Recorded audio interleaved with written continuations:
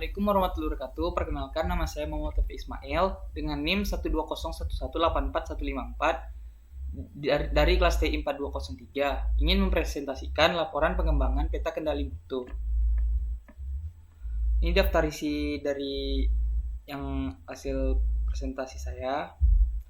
Bagian pertama yaitu menentukan CTQ dan CTP yang akan dikendalikan. Bab 1, deskripsi produk atau jasa. Nah, di sini saya mengambil produk teh botol, yaitu yang sering disebut RGB atau Returnable Glass Bottle. Merupakan produk teh siap minum yang pertama di Indonesia dan di dunia yang sudah diluncurkan sejak tahun 1969. Teh botol sendiri memiliki slogan yaitu apapun menunya, minumnya tetap teh botol straw. Ini spesifikasi produk. Terdiri dari 3 varian rasa, yaitu original, less sugar, dan rasa tawar. Ini salah satu contoh brosur produk dari teh botol straw. Saya mengambil 6 voice of customer dari responden.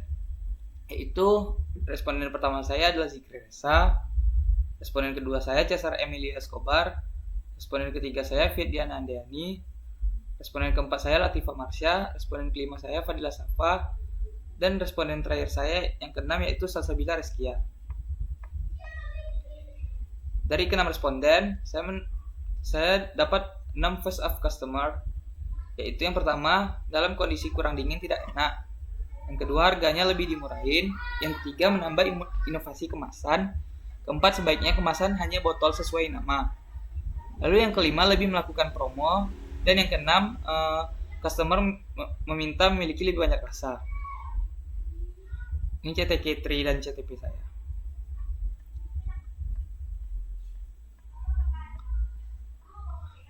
Lalu dari 4 CTQ dan CTP, saya mengambil 2 CTQ dan CTP, yaitu CTQ yang terpilih pertama, yaitu penyajian produk dalam bentuk dingin. Alasannya, teh botol merupakan minuman yang lebih enak jika dalam kondisi dingin. Suhu rata-rata ideal yang biasa digunakan kulkas adalah di antara 0 derajat Celcius dan minus 5 derajat Celcius. Jika teh botol diletakkan seperti suhu di atas, maka akan lebih nikmat. CTP terpilih 2, yaitu menambah inovasi rasa. Alasannya, pada pemilihan rasa terdapat beberapa titik pemeriksaan, yaitu rasa dan warna pada teh botol. Jika rasa yang dihasilkan tidak sesuai dengan lidah konsumen, maka akan diberi status ditolak atau defektif. Sedangkan untuk warna teh botol, jika warna tidak sesuai dengan rasa, maka akan diberi status dapat diterima tetapi produk cacat atau defektif. Bagian kedua yaitu menentukan mekanisme pemeriksaan pengendalian. Ini prosesnya yaitu penyajian, finishing, lalu pemeriksaan produk. Terdapat satu CTQ atau CTP yang akan dikendalikan, yaitu pemeriksaan penyajian produk teh botol agar lebih nikmat. Pada proses finishing, terdapat pemeriksaan berupa suhu produk agar nikmat digunakan secara keseluruhan setelah melalui pemeriksaan produk.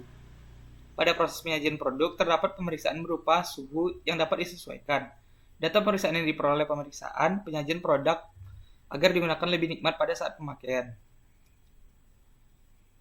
Mekanisme pemeriksaan yaitu ini, yang mekanismenya dimensi yang dikendalikannya pengatur suhu penyajian untuk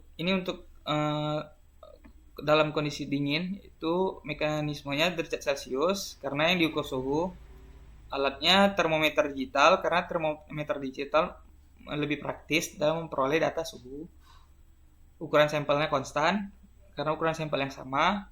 Jadwal pengambilan sampel terjadwal karena agar mendapatkan data pasti ketika pengambilan sampel di hari kerja maupun di akhir pekan. Pemeriksaan CTQ atau CTP dengan jenis data menghitung jumlah defect. Ini untuk inovasi rasa, cara pemeriksaannya per jumlah inovasi rasa. Ukuran per pemeriksaan tetap, karena rasanya 10, maka yang diperiksa adalah 10 rasa yang diproduksi untuk memenuhi kebutuhan konsumen pada setiap produknya.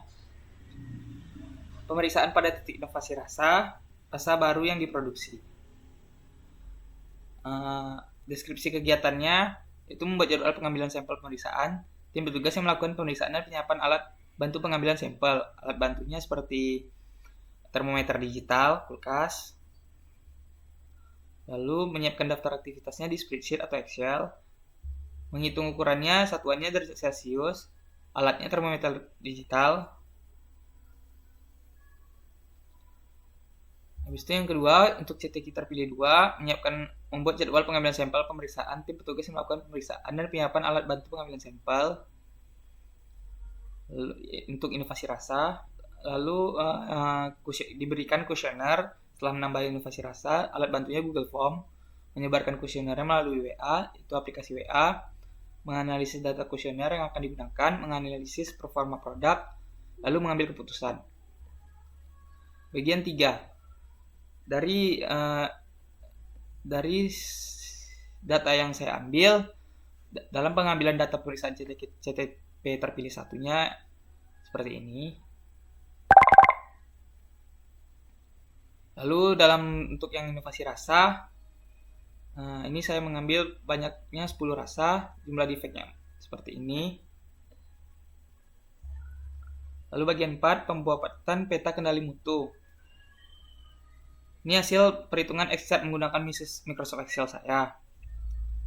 Di sini yang di merah-merahin ini adalah yang harus diperbaiki lagi, yaitu pada nomor 5, 15, 20, 22, 26, dan 28. Karena itu melewati garis UCL dan LCL. Tentunya ini di gambar chartnya. Berdasarkan hasil analisis, dapat disimpulkan bahwa sampel data yang diambil mengenai pengukuran suhu produk teh botol selama 30 periode pemeriksaan berada di luar kendali karena terdapat data yang melebihi batas LCL pada pengambilan sampel ke-5, 15, 20, 22, 26, dan 28, sehingga perlu dilakukan perbaikan. Setelah saya ambil perhitungan ulang, dilakukan perbaikan, maka sampelnya hanya 24 dan seperti ini, tidak ada warna merah lagi. Ini Excel-nya tidak ada yang melewati garis UCL dan LCL lagi. Analisis saya, berdasarkan hasil analisis dapat disimpulkan bahwa sampel data yang diambil mengenai proses penyajian dalam bentuk dingin untuk menentukan dimensi penyajian produk berada di dalam kendali. Berarti ini sudah benar karena tidak melewati garis UCL dan LCL. Lalu yang 4.2, peta kendali CTP terpilih 2 untuk inovasi rasa baru. Dari hasil perhitungan P-chart saya menggunakan Microsoft Excel, saya mendapatkan masalah di nomor 20 karena melewati garis LCL dan UCL. Hanya untuk inovasi rasa baru hanya terkena di nomor 20 saja. Lalu analisis saya, berdasarkan hasil analisis peta kendali chart, dapat disimpulkan bahwa sampel data yang diambil mengenai pemeriksaan untuk inovasi rasa baru produk teh botol selama 30 periode pemeriksaan berada di luar kendali karena terdapat data ke-20 sehingga dilakukan perbaikan. Setelah saya melakukan perbaikan, data yang saya ambil hanya menjadi 29.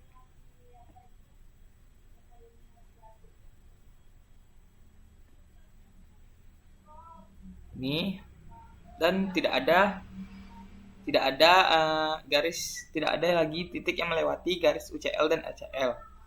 Analisis dari saya atau kesimpulannya, berdasarkan hasil analisis dapat disimpulkan bahwa sampel data yang diambil mengenai pemeriksaan keamanan kemasan produk teh botol dengan menggunakan metode P-chart berada di dalam kendali.